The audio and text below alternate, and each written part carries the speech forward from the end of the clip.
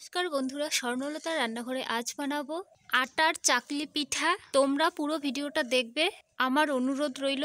চাকলি পিঠা বানানোর জন্য এক বাটি আটা নিয়েছি, এদিকে ধনেপাতা আর কয়েকটা কাঁচা লঙ্কা। ধনিয়া গাছগুলো একদম টাটকা, এক্ষুনি তুলে নিয়ে আসলাম জমি থেকে। সবার প্রথমে ধনিয়াগুলো বেছে নেব, এইভাবে গোড়াগুলো বাদ দিয়ে। সাথে দুটো লঙ্কার বোটাও ছাড়িয়ে নিয়েছি। এবারে জল দিয়ে ভালোভাবে ধুয়ে নেব। এই চাকলি পিঠা বানানো একদম সহজ, খুব সহজেই তোমরা বানিয়ে নিতে পারবে। ধনেপাতা আর কাঁচা লঙ্কাটা শিলপাটায় বেটে নেব। তোমরা চাইলে মিক্সিং জারে মিক্স করে নিতে পারো। আমার কাছে মিক্সিং জার নেই, তাই আমি শিলপাটায় বেটে নিচ্ছি।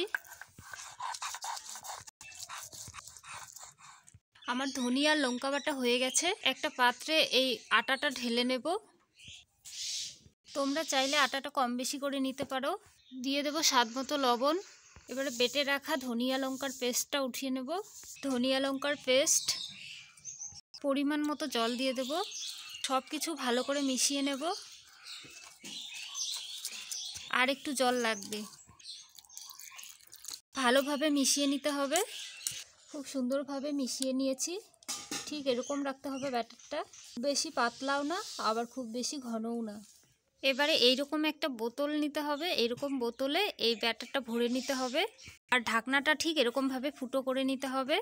ঢাকাটা খুলে এবার ভরে নেব। খুব সাবধানে ভরতে হবে। আমি পুরোটা বোতলে ভরে নিয়েছি।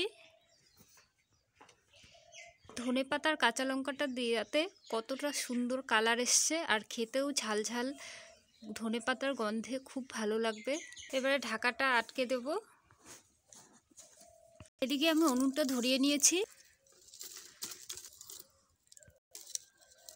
কড়া বসিয়ে দেব। কড়া গরম হয়ে গিয়েছে। এখন আমি চাকলি পিঠার ডিজাইনটা দিয়ে নেব।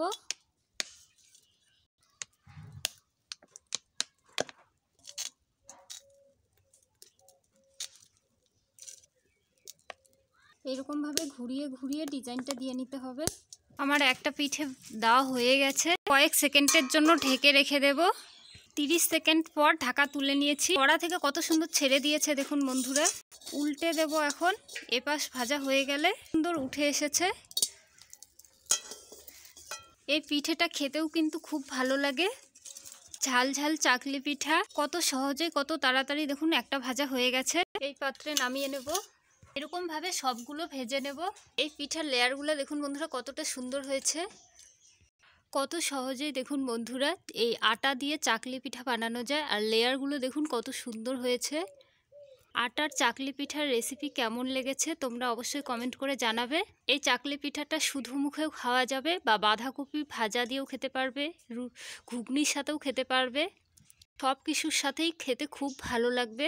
খুব সহজে আর কম সময়ে এই রেসিপিটা বানানো যায়, খেতেও খুব ভালো লাগে। আমার ভিডিওটি ভালো লেগে থাকলে অবশ্যই আমার চ্যানেলটি সাবস্ক্রাইব করে পাশে থাকবে। একটা করে লাইক দিবে। লাইক করলে মোটিভেট হই, ভিডিও বানানোর এনার্জি বাড়ে। বন্ধুদের মাঝে বেশি বেশি করে শেয়ার করে দিবে, যাতে করে তারাও দেখতে পায় আমার ভিডিওগুলো। আজ এখানেই শেষ করছি। আবারও দেখা হবে নতুন ভিডিও নিয়ে, নতুন কুকিং ব্লগে। ততক্ষণে তোমরা ভালো থাকবে, সুস্থ থাকবে।